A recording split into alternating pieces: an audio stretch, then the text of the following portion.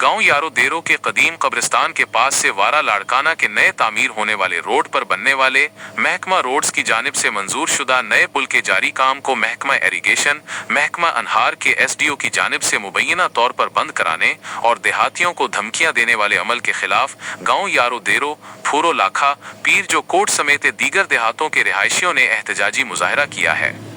जबकि मुजाहिरीन की जानिब से इल्ज़ाम लगाया गया है कि पुल का काम पाकिस्तान पीपल्स पार्टी के member of provincial assembly Mir Nadir Maksi ने रुकवाना है। देहातियों ने THN न्यूज़ वेब टेलीविजन से बात करते हुए कहा है कि गांव यारो देरो के कदीम कब्रिस्तान में बारिश का पानी खड़ा हो जाता है, जिसकी वजह से कब्रिस्तान पानी के तालाब का मंजर पेश करता है। वो पानी निकालने के लिए लोवल नाली मोरी लगी हुई है, जबकि वहाँ पुल तामीर हो रही है, लेकिन बिला जवाज पुल का जारी काम रुकवा दिया गया है। भाई असांजो जेको निकर आहे पंहिंजो कब्रिस्तान जो ख़ासि करे लॻो पियो आहे हेॾो। इहो पुराणे दौर में असांजो जेको आहे सो रोड्स वारनि हिन जे रोड जे परे पासे ॾो हयो जेको 2 फुट 3 ज़मीन जी लेवल खां मथे आहे। तो जीअं फ्लड आई त इहो पाणी जेको आहे निकाल न थी सघियो। असांजो तक़रीबन कब्रिस्तान जेको आहे सो ॿुॾी वियो। उन ते करे ॻोठाणनि पंहिंजी हिमत पाण तहत करे उन लूलनि खे जेको आहे छॾे करे हेॾो जेको आहे पाइप हयां जेको असांजे कब्रिस्तान जो या एक्स्ट्रा पाणी जेको हुयो निकिरी वियो। न हिन में असांजो को पाणी वहाइण जो वाटरो आहे, न को ज़मीनूं आबाद करण जो आहे। हिन महिल तव्हां हिन जो जेको आहे सो वठो जेको आहे साम्हूं नज़र जेको आहे फेरायो त हिन में को बि सेमो बि कोन्हे को पाणीअ जो, न नेकर आहे न शान अचूं। सिर्फ़ु रुगो फ्लड जे लाइ ही जेको आहे माना साईं खे चयो कयो वियो आहे ऐं लूर लॻाया विया आहिनि।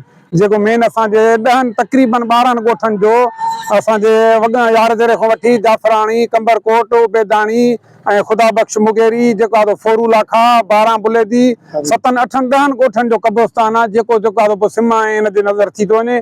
जेको माण्हू मयत दफ़न करण लाइ परेशान आहिनि, उन जे करे ही पाइप लॻायो आहे, जंहिं ते जेको आहे हाणे मीर साहिब नादर ख़ान जे नाले जेको SDO चई वियो आहे त जेको आहे उन कमु बंदि करायो आहे ऐं उन चीफ खे चयो आहे। असां उन ॾे फ़ोनियूं बि कयूं ऐं उन ॾे वॉइस मैसेज बि कया आहिनि ऐं उन पंहिंजो को बि मौक़िफ़ न ॾिनो आहे त मां झलियो आहे या न झलियो आहे या मां बंदि करायो आहे या SDO पंहिंजे तरफ़ां पंहिंजे रुपए जे करे कयो आहे।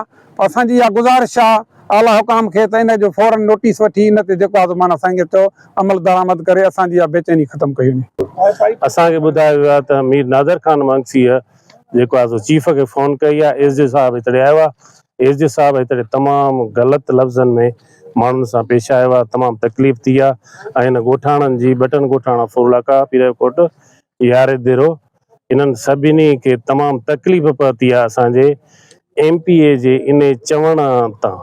तो असां चवंदासीं महिरबानी करे साईं जन खे जेतिरो थी सघे त नोटिस वठनि ऐं हिन मसइले खे हल कनि त महिरबानी थींदी। बस गिरदाई जे माण्हुनि खे दफ़नाइण जे लाइ मुश्किलात थी वञे, इहा असांजो जाइज़ इशू आहे। बराए महिरबानी असांजो हल कयो वञे।